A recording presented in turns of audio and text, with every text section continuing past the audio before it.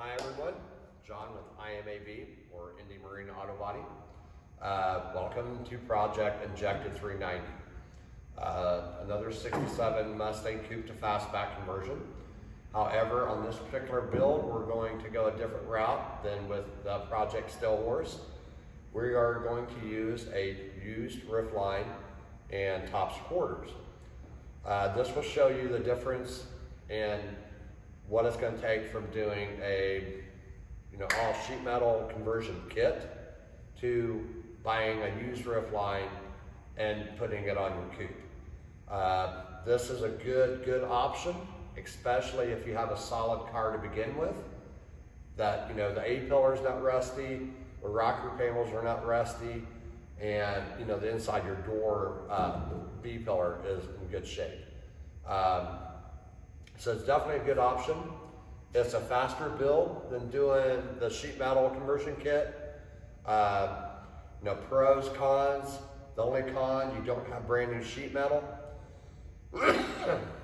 Pros, it's all original. You have the original sheet metal. When you go look at these, because everyone's posting these for sale. There's a lot of them out there.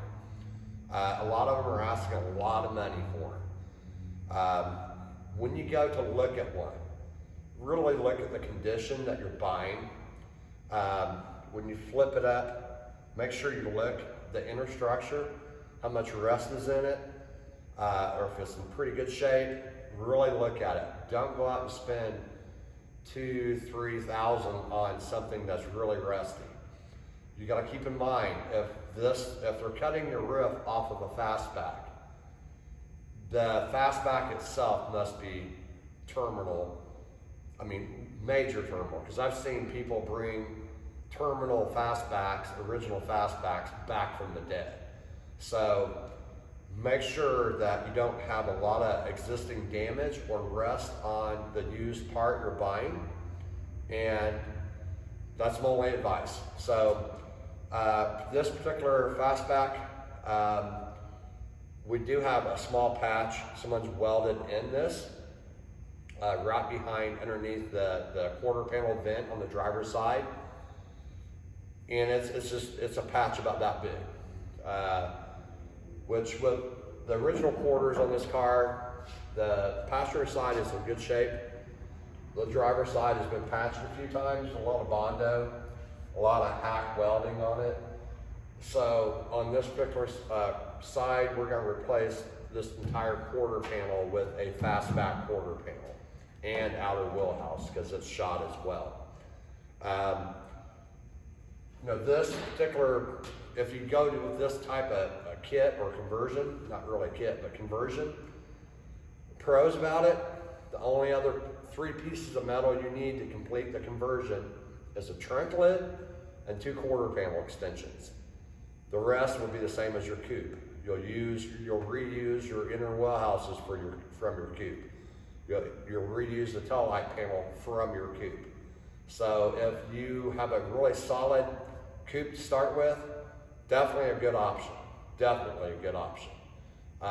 It's just some of the prices I've seen these go for are kind of silly. A lot of guys are trying to sell these with a full set of VINs and a title for $5,000 plus. To me, that's a gray area. A lot of people think that's misrepresenting the car, but if you had all that, you could technically call it a factory fastback. To me, that's a little bit deceptive. I would never go that route, but that's your decision to call. So this build is going to be fun. We are going to, this is for a customer, this is not ours. We're going to take this and actually repaint it. Once we get the conversion done, we'll strip everything. Hopefully we don't find too much of a mess up underneath here. I kind of ground back some of the problem areas, the corners of the bottoms of the doors. It seems to be in pretty decent shape. I mean, any 54-year-old car, you're going to have some issues, just the way it is, as you'll find out. You always find out. It's just like you don't know what you have till the car is in metal. You can think something's in pretty good shape, start stripping it, run into a bunch of body filler. 54 years is a long, long time for a car to go through life without being in a fender bender or being in some type of mishap. So, but this particular build, we're going to do a real cool paint scheme on it, kind of a factory paint scheme. I like it. So we'll just kind of follow this build. You'll take this build and compare it to Project Stillhorse and kind of come up with your own, assumption what is best for your project. Like I said, if you have a really nice car that doesn't have much rust in it, definitely a great option if you want that fastback conversion. If you have a lot of rust in your car, you probably should look at the conversion kit.